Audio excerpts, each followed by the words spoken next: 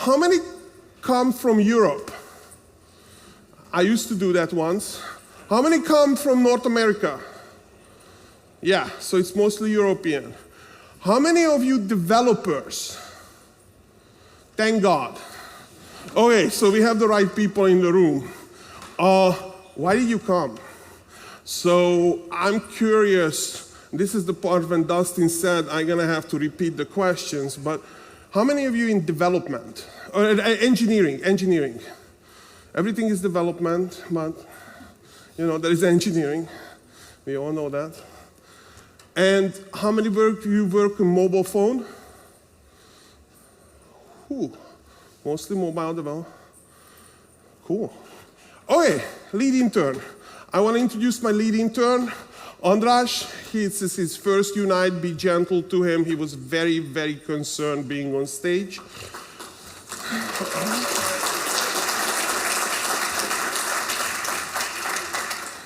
He's gonna start with the complex problem of the next button. Next button, see?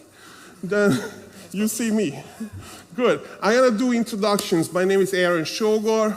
I was ex-VP of engineering at Playable Worlds. Next button. And, we're gonna talk about the agenda. I'm a Grand Admiral now of the Galactic Fleet under Balázs, which is running a small little company out of Hungary with world domination plans, and we're gonna talk a little about that. But if you wanna, how many of you had in technical vision conversations? Like, you go back 1, 2, 3. So the rest of you, your organization has no technical vision. Happens. This is the conversation when I wanted to talk about building technical vision, making the technical vision relevant, and kind of making it realize the studio leadership that would be useful. Why do I think this would be useful? I used to work at Electronic Arts. My claim to fame is turning around the Simpsons Step Out. Shortly after it was launched into the App Store, my boss, Rich Hilleman, called me up. Actually, he didn't call me up. I was walking into the office after coming back from Norway. And Rich, with his usual understatement, said, "Our friends at LA having a problem." And I'm like, "Boss, I get it. We have lots of friends, who they are, and what problem they have. They have a problem with the database. Good, but who are our friends? Jamdet. Yeah, Jamdet had a problem with the database. Got it.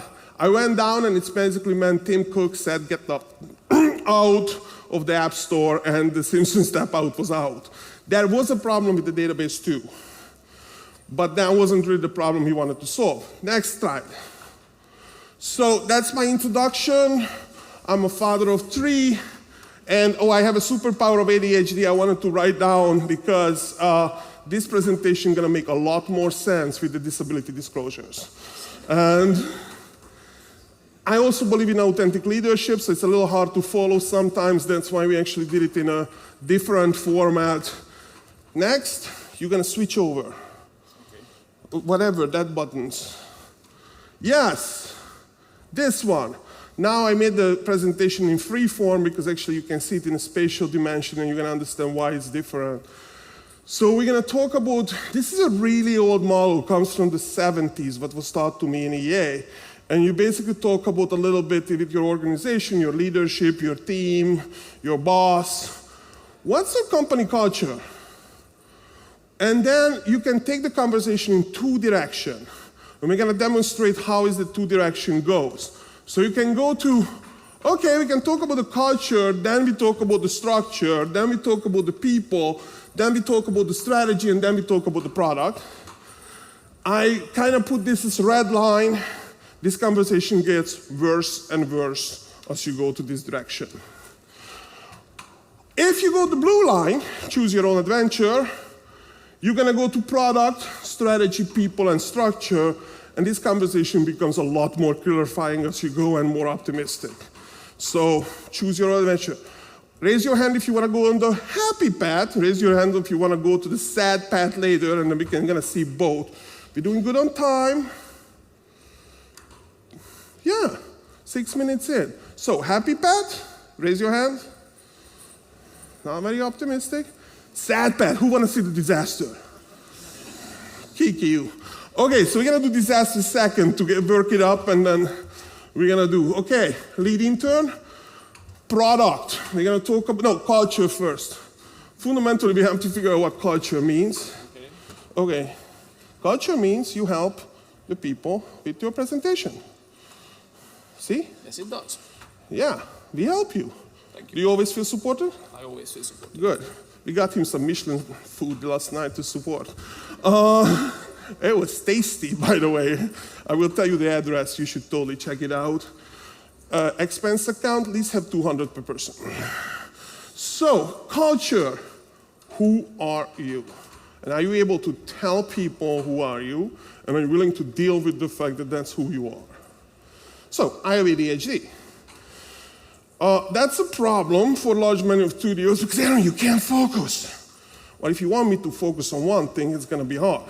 If you want to focus on lots of different things, it's going to be very good. In gaming, what I have found is that one of the most interesting things, especially in EA, is there's a lot of things what you have to pay attention at the same time to make all the pieces come together. And when people are paying attention in their silos and they're just focused on their own shit, like, art is winning, or revenues are going down, but art is winning, we have the best look.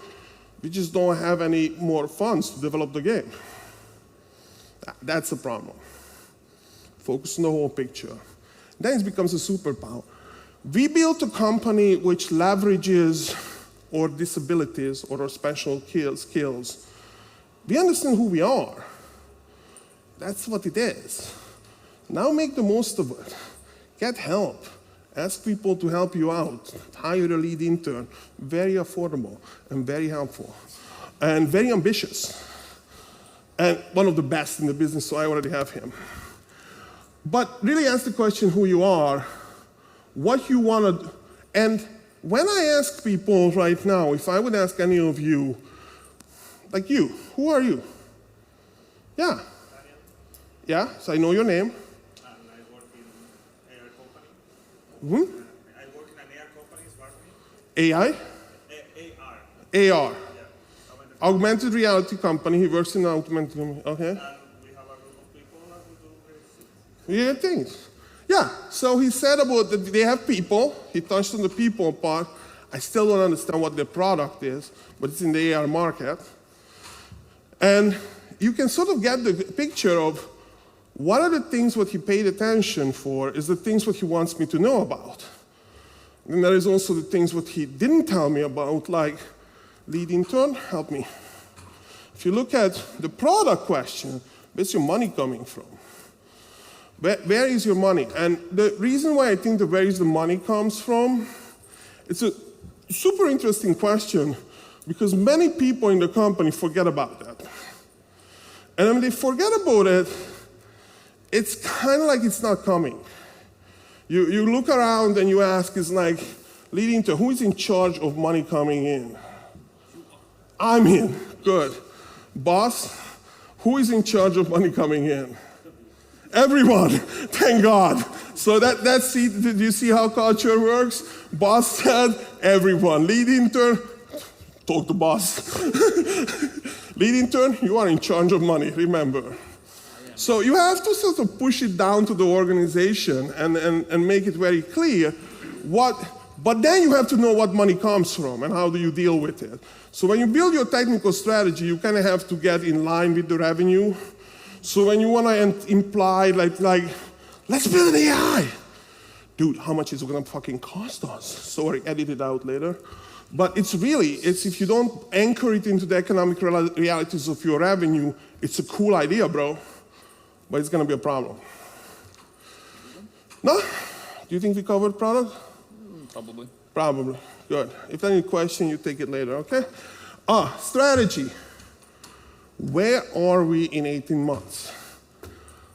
How many of you think they're going to come back next year working for the same company? We're not going to tell anybody what you think. All right. So you guys coming back. Okay, keep your hands up who's coming back next year. Yeah? How many of you think, no, keep it up, you're good. How many of you think you're gonna come back with the same company? Still? Next year, same one. The year after? Just put it down if you don't think so. The year after? Thanks, Lutzi, you are a lifer. The year after? So there is about 10% of the rooms who's lifers into their company. I think if I would look at their resume, it would show that they probably got hired in the last 2 years into the current job. So they never had a job, which lasted 6 months. My biggest job was 7 years. I was ready to get out of there. But the point being is, you have to have an idea where you want to be in 18 months. And it's super useful if the rest of the team is fully aware of this detail. Are we going to raise funds? Are we going to launch a product? Are we going to make revenue? Like, what's up? And if you're sitting in a room making a technical plan and say, we're going to upgrade to Unity 6, check what you need to ship in the next 8 months or 18 months. Because when you upgrade to Unity 6, which is going to be super awesome, everybody said it's going to be super awesome, you still need to make money. And if your boss comes back and says, your upgrade was super awesome, or revenue tanked, not good conversation, just in case. You're going to have to make sure that whatever technology you use enables money to come in. If your technology is like buggy, Jira tickets, Lutzi, we don't even have Jira. I'm so traumatized, we haven't installed Jira yet. But Jira tickets, like I used to work in one company, we used to have like the Jira ticket was like dev null. We used to file the Jira tickets. What was that process, Balaj? When it's like every release, they would move 10,000 tickets to the next release. And at one point, we had these conversations like, why can't we just put it into the next release bucket? And then we could keep it there. And we just wouldn't have to do. But the program manager said, it's like large part of my job is to copy those tickets over. And I'm like, not fixing it, artist. No, we're managing it. Could we manage it in under another tag? Don't tell me what's my job. Okay, I don't know what her job was, what my job is, but you should get clear on whose job is what, and for the next 18 months, whose job gonna be what, who's accountable for what. It's an important detail. Do you know what you're gonna do in the next 18 months? Probably. Yeah, in the next 6, you're not working for us because you didn't want to come back. I mean, I'm going to university. You go into university, like you think I care when you're not making money that you go to university. Okay, people. People is super important. When you actually have a product that makes money, you have a strategy for the next 18 months, you are stuck with the guys, with gals, whoever is in for the ride. And you better also know who's not there. Meaning, some people are gonna get off the bus, that's okay, they had enough of a ride. Some people are gonna need to get on the bus, like a bus driver. Somebody to do sanitation, something to start doing all those things that we're not doing today and we're gonna need to be doing it for the next 18 months. Start explaining what those people look like. How do they come in? What is like getting onto the bus gonna look like? Onboarding, cool question. Onboarded to what? Balaj's worst experience, he has many bad ones living with me or working with me, but the first one of them is when engineering managers at one point had to do pitches for me, 90-second pitches. My job is what I have a position for. And they asked me the question of like, why do you make us do that? And I'm like, okay, look, we have 3 sourcers. Their job is to call up random people on the phone on LinkedIn, and they have about 90 seconds to say something about the job or why does it matter. And that person on the other end either gonna take the bait or run. So you want a sourcer to come up with this idea? Because I want to remember, and other sad news to the engineering managers were, you are accountable for having a competent staff to achieve an outcome. You don't have a competent staff, that's on you, Chucky. If you're not a competent staff in the intern, that's my problem. And when I'm not managing my team, my boss is not managing my team. That's his problem. If he's gonna let me not do my job, cool. The problem is he's gonna let other people not do their job too. Not cool. I want other people to work, not me. That's why I'm in management. Okay, so people question important, but it's an easy one. If you have a product, you have a strategy, then you're gonna have to figure out who can help you. Biggest question, who can help you? Who's not helping? Out, guys. Go help somebody else. You helping me, so you get to stay. Structure. It's important that you figure it out, what people you need, what people are bought in, what structure you put them in. Does everybody reports to the VP of, how many of you in engineering, just raise your hand, engineering? Okay, how many of you report to a technical discipline above you? Okay, so actually, how many of you don't report to a technical discipline? Up, up, up, up, up. Yeah, no technical discipline. So you are an engineer reporting to not a technical discipline. That's interesting. It's almost half of you not going to report. So if you succeed, yeah, you can put it down, you win. If you're not succeeding, then you're going to end up reporting to somebody who has no idea what your job is. You're going to have to explain it to them. If you're lucky, for a period of your time in your career, somebody above you knows what your job is. Shortly after, it becomes the question of really you telling them what your job is. If you get to management, you just make that shit up. I mean, ask John Riccatello. I used to work for him, that's why I liked his approach. My job is what I'm telling you my job is. But then go tell people. That's where we end up short. It's like, I know my job. Just other people didn't know my job because I didn't tell them to that. The other thing is, it's a very telling job, is we had this thing, this t-shirt we wanted to do, see? And I wanted to do this t-shirt to have like a tulip on the front so you guys can read the QR code. And I figured this would be a good way to explain it. I asked for this t-shirt. I looked around in the whole company and I asked, whose job is to get me a t-shirt on stage? Do you have anybody in your company who is in the job of getting t-shirt on stage? Really? How many of you have that person? Okay, ask them how they do it. and figure it out, lead intern, from that point on. That we use their call them. If you need a t-shirt next time, call them. It's gonna be great. But really, in half the time, it's what outcome matters at the end of the day, what outcome your organization is built for. Your organization is built for printing t-shirts. Or really good at printing t-shirts, it's an asset. Because in the very beginning, like go-to-market, you need good t-shirts. But you need a whole bunch of other things that your organization might not think that they need, and you're gonna have to have those conversations. And the easiest one is if you get a whole bunch of people into the room and you have this funny conversation about, whose job is the t-shirt? Everyone's gonna say, my job is to order it, and my job is to iron it on, and my job. What's the chain of accountability? Who is get held accountable for what? If the release goes out and it's not winning, whose job is that to make the decision to turn it around?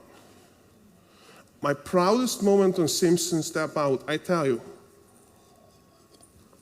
a lot of proud moments and a lot of shitty moments in that one. Right at the start was pretty bad.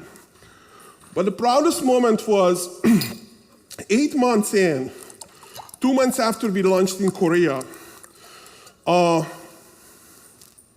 3 months after I said we should launch in North Korea, and the marketing basically showed it to JR for like 3 weeks until somebody said, oh, there's a spelling error. South Korea. Like, it's not a spelling error. I was tell you to launch in a small market which we're not gonna get caught if we fuck it up. I said North Korea. I figured somebody gonna change it. It only took 3 executive presentations to somebody find a spelling error. So we launched in South Korea. South Korea was awesome. Nobody could read the reviews. So if we screwed up the relaunch, we got a free pass. I recommend launching back in South Korea, especially if you are launching a North American product. South Korean people, lovely. Not just great food, 4+ star rating. 4+ means 4 star. So far, everybody told me who read the comment, which was, your flowers are very beautiful. I'm like, cool, how do they know about my flowers? It means it's shit, dude. And I'm like, who knows that?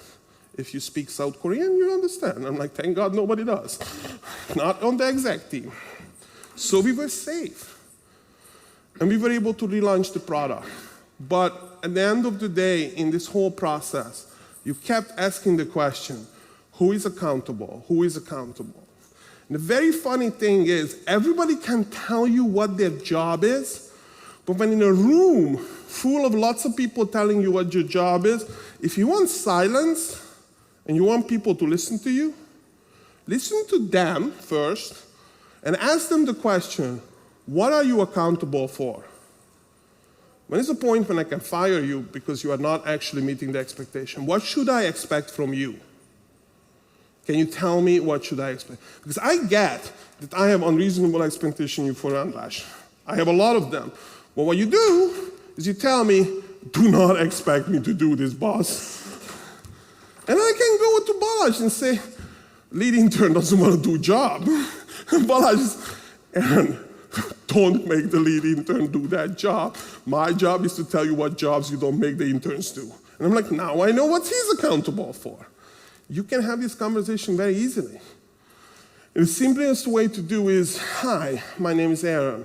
I'm accountable for making presentations at crazy places. What are you accountable for today?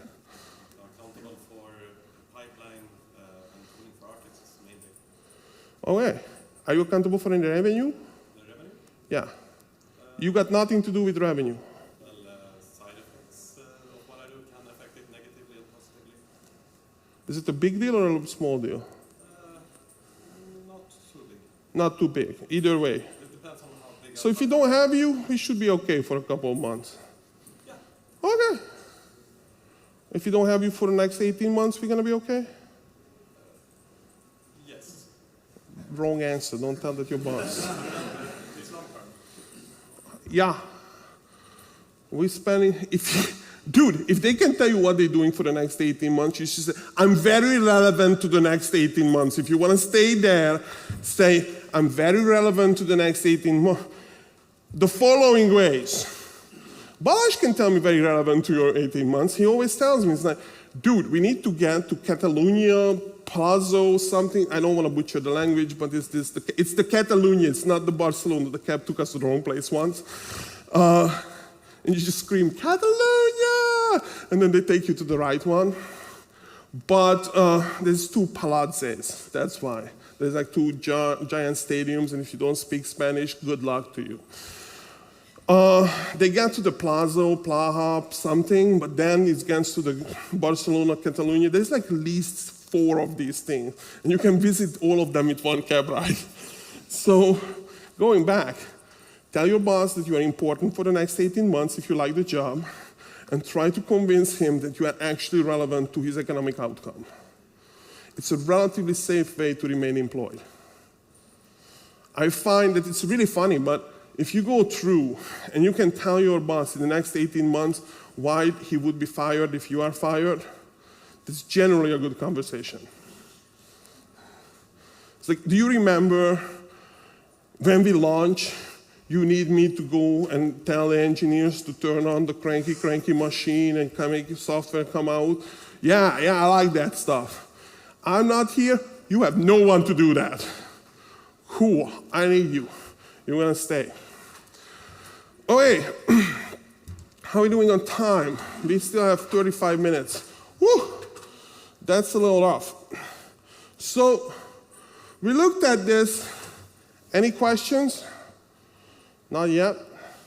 I would have all sorts of questions. This must be a very boring presentation. So let's look at it when it comes to your product strategy to make this actually real. I always get technical strategy. How many people have the technical strategy? Cool. So the rest of you know technical strategy. How many people don't have the technical strategy? That's a lot. Go look for one. So on the side when you are on the technical strategy, I have a question for you. Are you in the enabling revenue part or you are the enabling expenses part of the job?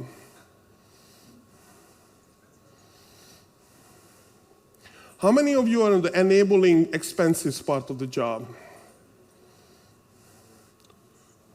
Let's be honest. Up, up, up, up. How many of you in this magical place who are enabling revenue part? And the rest of you just kind of here. Here's the thing. Everybody needs to raise up your hand. Raise up your hand. Yeah, up, up, up.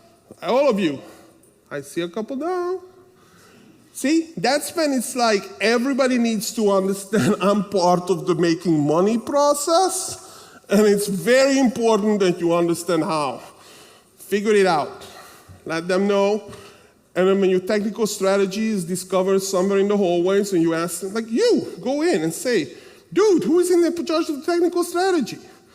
And then when you ask them, the guy said, I'm technical strategy. And you're like, are you making money or are you costing money? They're definitely going to cost money, but if they want to talk more about the cost side, that's a suspect. Make them focus on the making money side. And it's a very easy question. If I give you money, is it better or worse than if I just buy a whole bunch of T-bills? You know what is a T-bill? It's like government bonds, 4% coming back from the government. Should I be investing in your work? Or should I just basically, you're not here and I put it in the bank and 4%, we're going to be making steady money, return on investment, we're not losing that fast? Because if you're on the cost side, the thing is, cost is optimized to 0. There is no negative cost. That's like actually making money. And if you're on the cost side and the whole conversation is about saving money, I had a twilight conversation. There was an organization at one point who was like, we're going to save cost. And I'm like, good. How much? 10%. 10% is good. How much is the monthly cost? $30,000 in AWS. It's like, cool. We're going to save $3,000. Yeah, baby. And you're going to use 5 engineers. Yeah. How much is it going to cost? $50,000 a month. And I'm like, let me get this right. You're going to spend $100,000 to save $3,000 a month. Yeah. Cost saving. You know what would be cost saving if you don't come in? That would be like a lot of cost saving right off the bat, and everything after that, if I let you back into the room, that's going to be, see, we had that conversation. Yeah, we had that conversation. Good, you clear on that. I know. If there's a question, you know, you ask Balázs.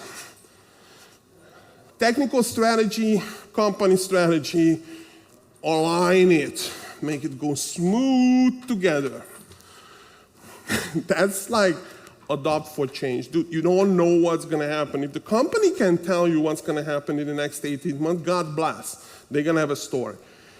If they're telling you for the next 18 months the same thing what's going to happen for the 18 months, they're going out of business. That's the only thing what you can predict in a high reliability of like, we're going to go out of business in 18 months from now. We are still going out of business, but we are a lot closer. Otherwise, you have to build for change. But the build for change is not kind of like the thing, you know, what if I create another interface and I make it all pluggable, and then the pluggable becomes configurable, and the configurable has a pluggable, so you can load different configurations for the pluggability.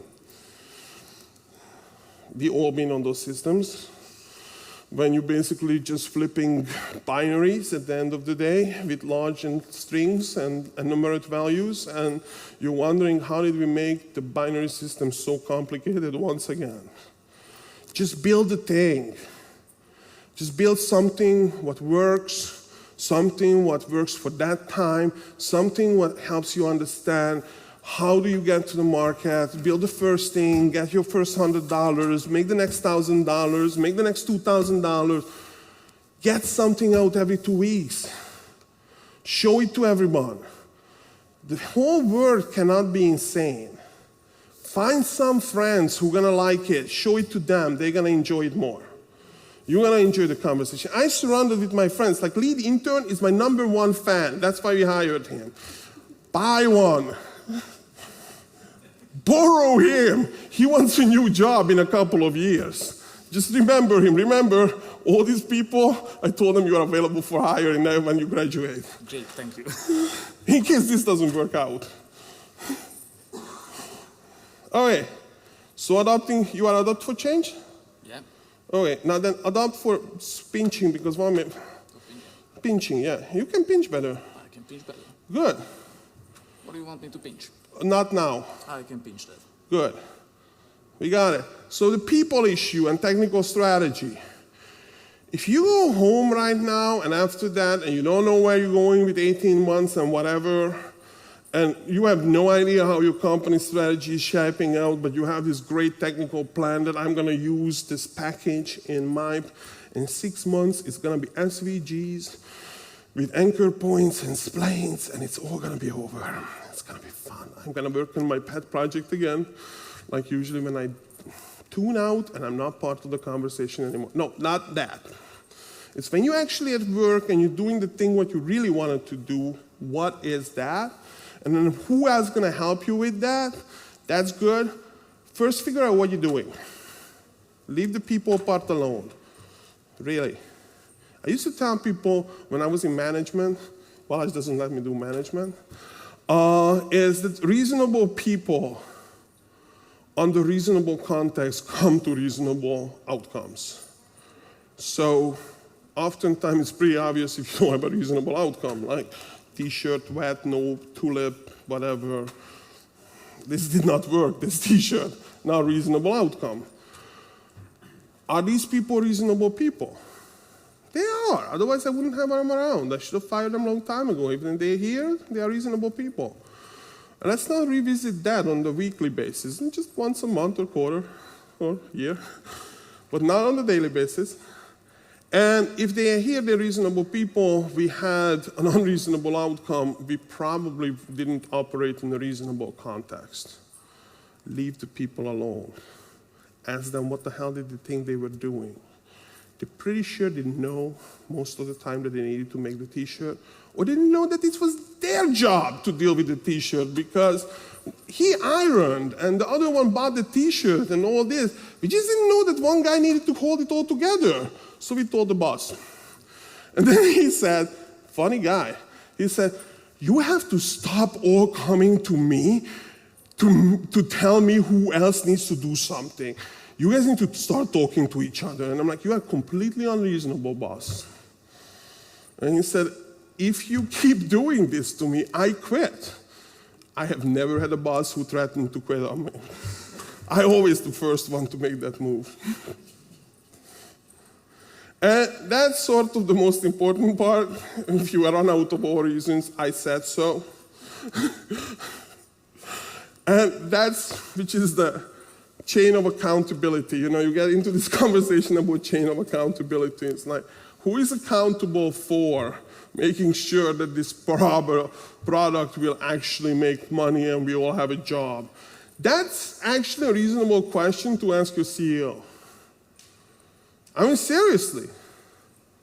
Is he accountable at the end of the day for all of your jobs? Or just half of your jobs? Or he's not accountable for your job, but somebody, and maybe he's not accountable for your jobs. Then what is he accountable? Revenue? Is he working on that? Or is he accountable for revenue, not your job, but there is no revenue? Then, I mean, I was doing my job, what's your job?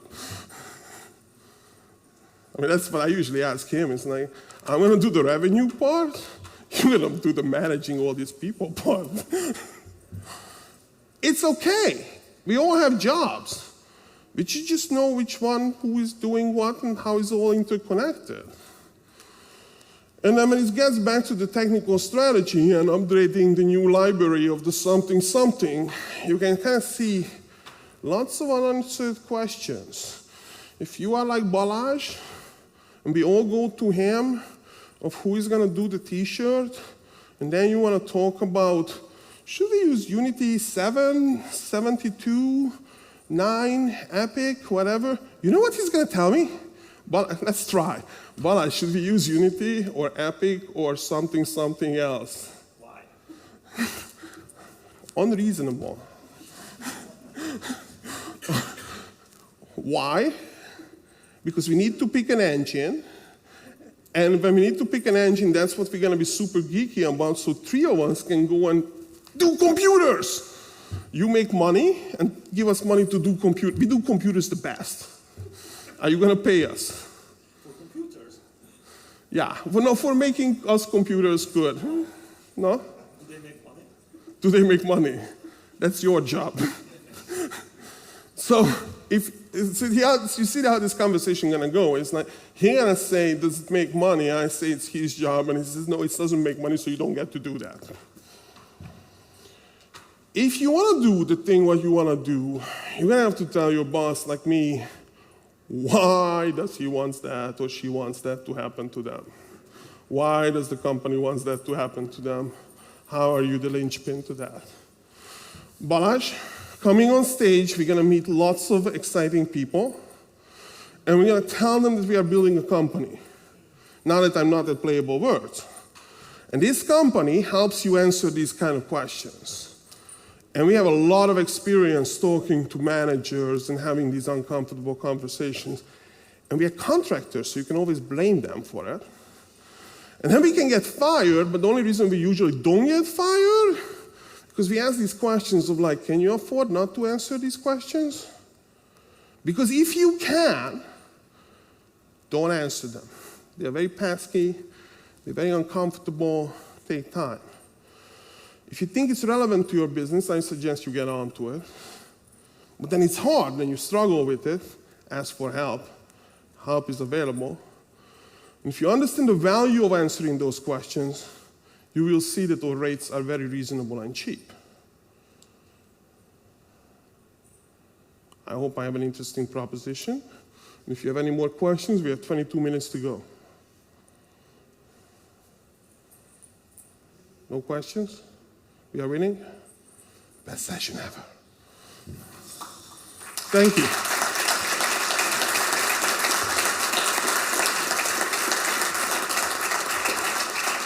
They're clapping for you, lead intern.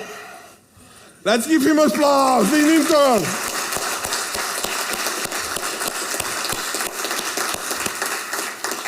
Seriously, guys, we have, like, ladies and gentlemen, we have 20 more minutes to laugh if you have to have a bathroom break or whatever. Otherwise, come to the front. We can have a conversation, happy to chat. Whatever you want, we have the room for the next 20 minutes. I keep it on in case there are interesting questions. Come on.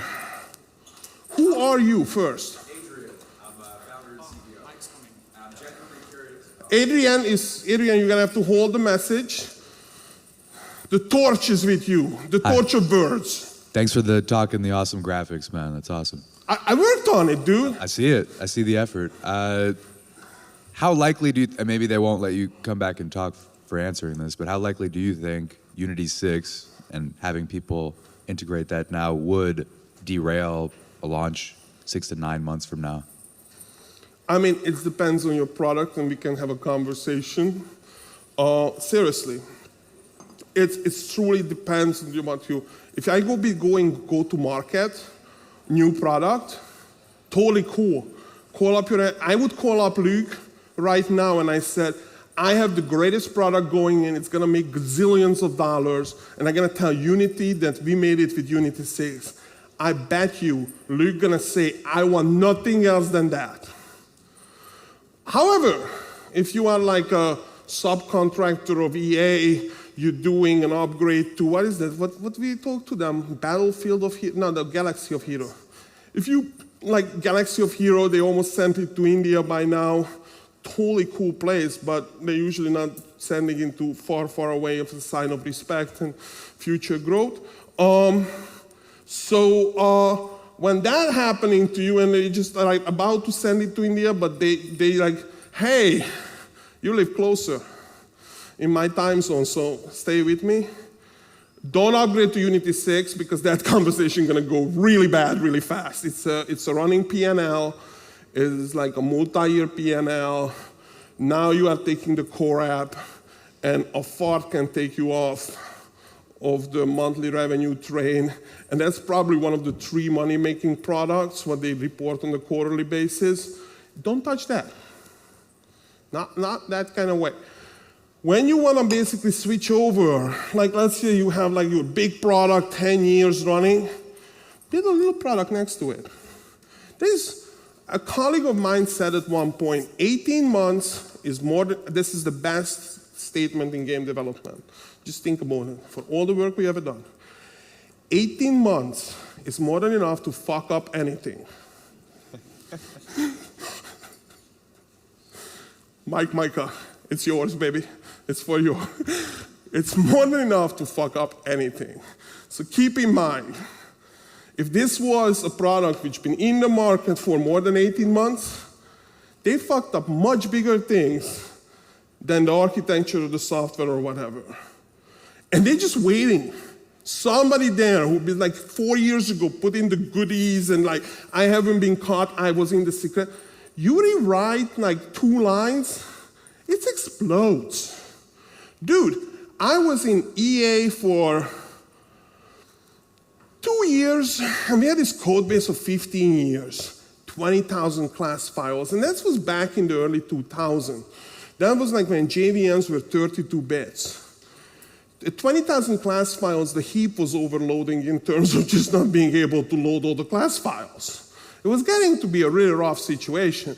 And I was like, okay, I'm gonna get rid of a couple class files, I'm gonna clean up the log lines.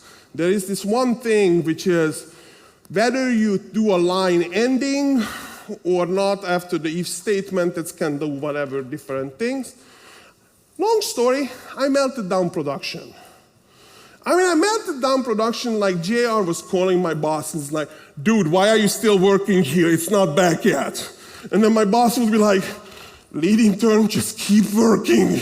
I'm holding the line with the boss. And in 6 hours of hammering, and then after that, you go through the whole day, you get it back in production, 400,000 people back, you see that you have work in it. Like those kind of things, when the log line gonna break you 400,000 people in the 4 o'clock afternoon, don't try a whole new release. It depends. Thank you. Welcome. Anyone else? Did I scare away the people? 17 minutes to go, you get your chance. Hi. Hi. I wanted to ask, like, basically, what I understood, if it's correct, that when you want to employ some technical vision to the company, you have to like find out how it will make money for the company. Somebody got to. Yeah. So how do you go about, like, when it's in your technical vision, you have a lot of technical depth and stuff, and how to like approach that I'm making you money by making the people more effective in their job? Yes. that one. What do you say at the end? I'm gonna pour water and I listen. That I am making you money with this technology because I am making people more effective in their job. Okay, so let's assume you have a technology. Let's say that you have paper shredding technology. We used to use scissors, and now we're gonna use big machine, paper shredding technology. Here's how you explain your boss why you are important. Ask him, her. No, him, that's definitely a him question. We can be biased in that one. So, look, boss, how many people going with the scissors like this? We have 20 of them. And how many pieces of paper we cut? Oh, we have truck full of them. And when they go in with the scissor like this, with the whole truck full, how many hours does it take? A couple of weeks. Shredding some documents. Cool. How much money does it cost to employ those people and the truck and all that thing? Well, I haven't been checking lately, but I suppose we don't pay, we pay like elite intern wages for those people shredding the paper. Yeah.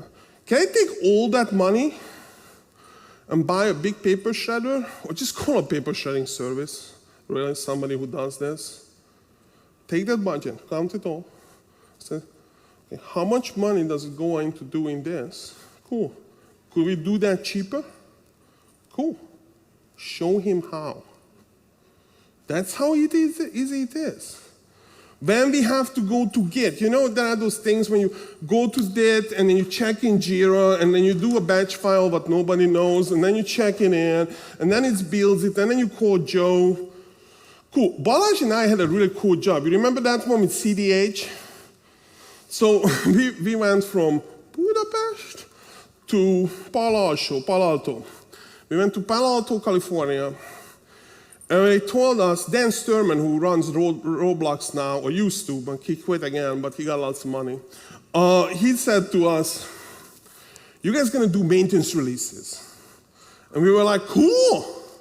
We love maintenance releases. We are immigrants. We like maintenance releases. We are hardy. We're gonna pull through. We are the Hungarians. We are the Mercs. We're gonna show to California. Budapest represents. We're gonna do it. And I said, Balázs, job number one, check what the fuck is this maintenance release? And he's like, it's a thing, they do it every quarter. And I'm like, cool. How do they do it? Just take notes, write them down. He starts writing them down. This is when it gets bad. First, Balázs goes and says, I gotta write it down. Who do I ask? I don't know, ask them. Ask the project manager, ask them. I asked Dan who I should ask. Dan says, ask the project manager. Project manager knows everything. Go talk to the project manager. Dude, go to the project manager. We meet you at breakfast. We have some eggs and tapatio. We're gonna have, he loves tapatio. He really does. It's the best hot sauce in California. If you go there, try it out. It's gonna be tapatio, and then we're gonna do it. And you're gonna tell me how is this monstrosity is built. He comes back next morning, he's like, dude, I have no idea. I'm like, did you talk to Rajesh? Yes. Tutti? Yeah. Fatso? Yeah. Lotsa? Yeah. But they all said, go to the other guy. I'm like, totally easy. Put all of them into the room, suck out the oxygen, and eventually it's only one of them breathing. They're gonna sign that this is how it works. Just do not let them out of the room. And if they want to come out of the room, they have to sign a document, which is, I have no shit clue how this works. I'm not accountable. I have nothing to do with it. I'm leaving. I quit the company. Otherwise, just bring the cookies, bring the pizza, bring the beer, and keep the waterboarding going. 3 days later, they came out and said, we found it. It's all with Jim. Is Jim in the room? No, Jim is lives on the other side of the country. It's like, wait, so we got all of you 3 days in, and all of a sudden Jim was hiding in the other side of the country? Yeah, I have an idea. No, we're not flying to Jim. I'm like, tell him that you guys are flying or he's coming. But if you guys are flying, there's like 5 really pissed off people really looking for this maintenance release. So I suggest Jim comes here. Now, we had this conversation lately with a rendering engineer. So the situation was very similar. I said, look, rendering engineer, yeah, we're doing good on time. Look, rendering engineer, I don't know what the hell you're doing here and why are you here in this company. Rendering engineer said, I make beautiful pictures. I'm like, look, beauty is the eye of the beholder here.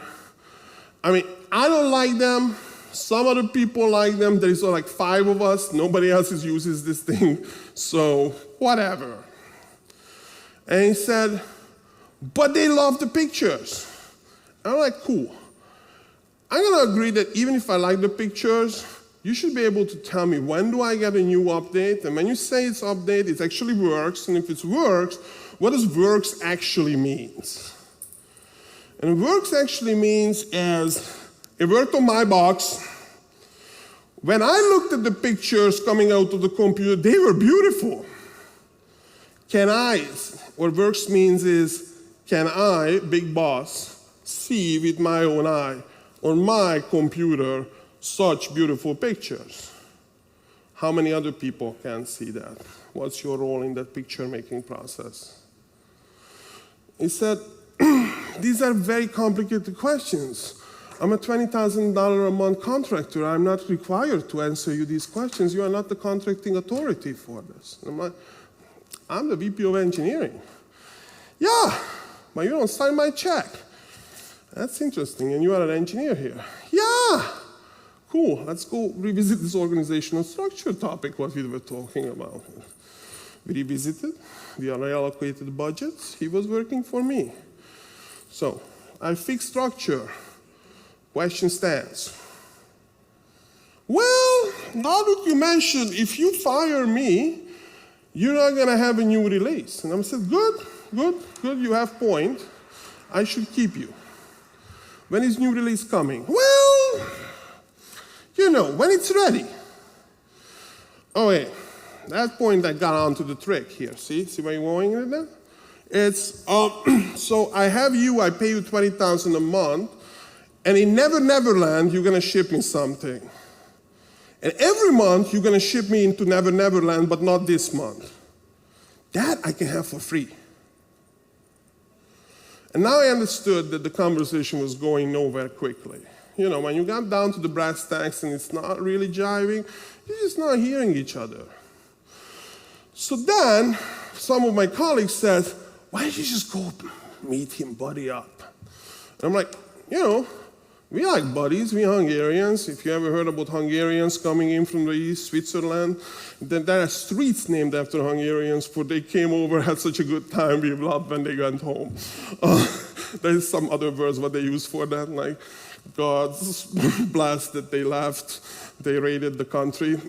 So we have arrived, we came, and we said, we're gonna visit this rendering engineer. And he's like, well, he lives like far, far away from California in the magical land called Switzerland. Not Switzerland, Salzburg, Austria. Close, geographically. From, if you're looking from, you know, the plane going, Switzerland, Austria, close. Dyslexia, close. 7 minutes, close. So what happened was we got to this like rendering engineer lives in Salzburg. I'm like, I haven't been in Salzburg. And did you like go? Have you been in Salzburg before we went? Yeah? Did you have such a good time before we went? That was good. But we were more fun. Good. So we were more fun. We went into Salzburg, and I made breakfast, you know, friendly. It's like, we Hungarians, we like to eat. We made breakfast. Our friends showed up. I said, hi, rendering engineer. You know, I'm Big Boss from California, came to talk. Why do I have you? And first, I wasn't gonna start a conversation like that. I actually invited him for breakfast. We were sitting in the long table like Tony Soprano's. And we were like, and I didn't realize that when Balaj was saying, it's like, this is not the right setting. But I'm like, I'm hungry. And he's like, this is not, we should go out for breakfast. I'm like, we got all this food, dude. We need to cook it. And I'm like, okay, whatever. We sit down. We just wanted to hang out, get to know him. He comes in. He sits down at the table. And I'm like, do you want some eggs? He's like, I don't eat your kind of food. And I'm like, what kind of food is it? Eggs. We love that. He's like, no, but I'm on a diet. I should be too. But whatever, suit yourself. Holds out the glass, pours some water. The glass and the water is not aligned. He pours it all on his lap. Puts down the glass. We pretend nothing happened. Question stands. Why do you have me? Why do we have in each other's life? This question is going to keep going on. It's going to get a lot more uncomfortable. Get to that conversation. What can I help? What do you need? What can I do to get you to have that conversation? Do you have an answer? I don't think so. Think about it. What's the question again? Why are you there, and how are you relevant to the revenue?